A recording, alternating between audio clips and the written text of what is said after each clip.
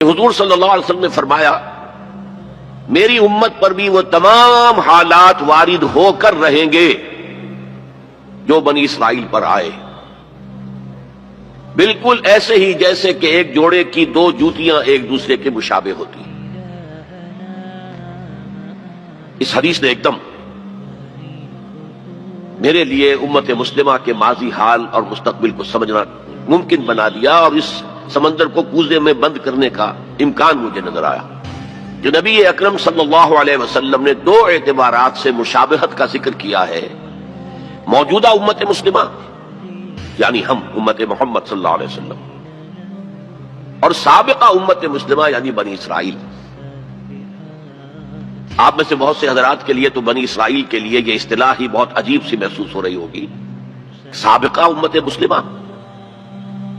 تو یہ اصل میں ہماری ناواقفیت کی وجہ سے ہے، ورنہ جیسے کہ غالب نے کہا تھا کہ ریختہ کہ ایک تم ہی استاد نہیں ہو غالب، سنتے ہیں اگلے زمانے میں کوئی میر بھی تھا۔ تو ایسے ہم ہی واحد امت مسلمہ نہیں ہیں، ہم سے پہلے بھی ایک عظیم امت رہی ہے بنی اسرائیل۔ وہ حضرت موسیٰ کے امتی تھے، ہم حضرت محمد کے امتی ہیں صلی اللہ علیہ وسلم علیہ الصلوۃ والسلام۔ انہیں تورات دی گئی تھی، ہمیں قرآن دیا گیا ہے، اور قرآن مجید میں بار بار آتا ہے کہ اہل ایمان جس طرح قرآن پر ایمان رکھتے ہیں ایسے ہی تورات اور انجیل پر بھی ایمان رکھتے ہیں، یعنی اس بات پر ایمان کہ وہ اللہ کی کتابیں تھیں اگرچہ ان میں تحریف ہو گئی۔ پھر ذہن میں رکھیے اس امت میں تین کتابیں نازل ہوئی ہیں، تورات، زبور اور انجیل۔ اس کے علاوہ بہت سے نبیوں کے صحیفے، اولڈ ٹیسٹمنٹ جو ہے عہد نامہ قدیم، کتنے انبیاء کے صحیفے اس میں شامل ہیں۔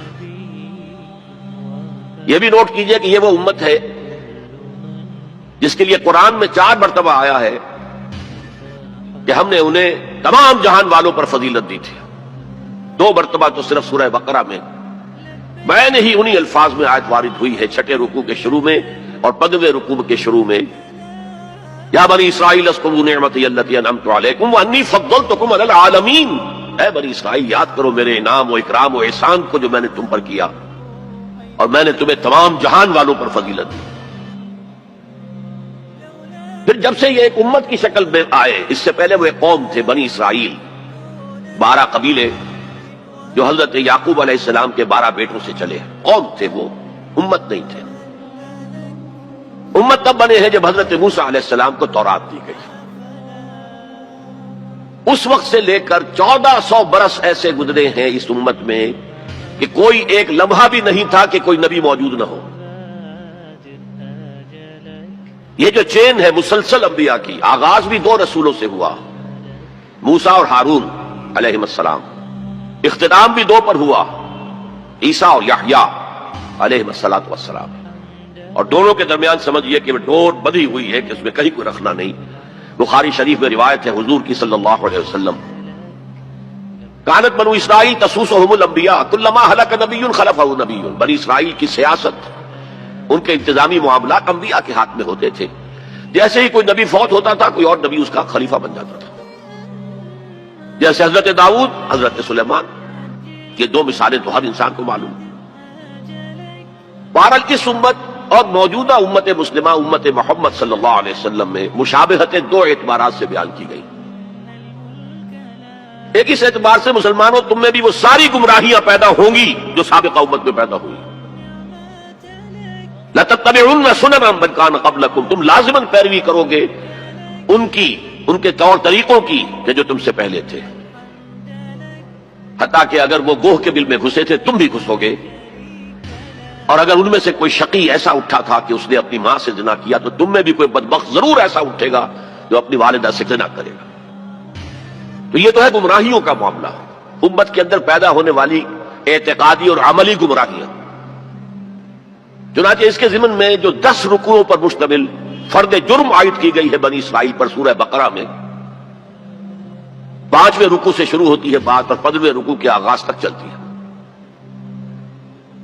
اس میں در حقیقت ہم اپنی موجودہ کیفیت کا اس آئینے میں مشاہدہ کر سکتے ہیں۔ وہ ساری اعتقادی اور عملی گمراہیاں ہمارے اندر پیدا ہوں.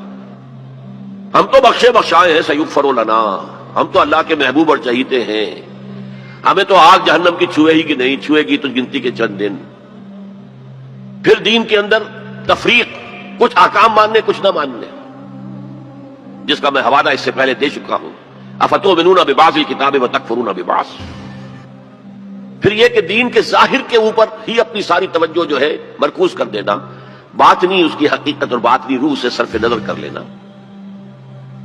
ظاہری چیزوں میں بال کی کھال اتارنا اور چھوٹی چھوٹی چیزوں پر کفر کے فتوے لگا دینا، جیسے کہ حضرت مسیح نے کہا تھا کہ تم مچھر چھانتے رہ جاتے اور سموچے اونٹ نکل جاتے. رفع یدین پر تو ہو رہا ہے، من دیگرم تو دیگری، تم اور ہو میں اور ہوں، اور سودی کاروبار میں بھی کر رہا ہوں وہ بھی کر رہا ہے، کوئی پرواہ نہیں.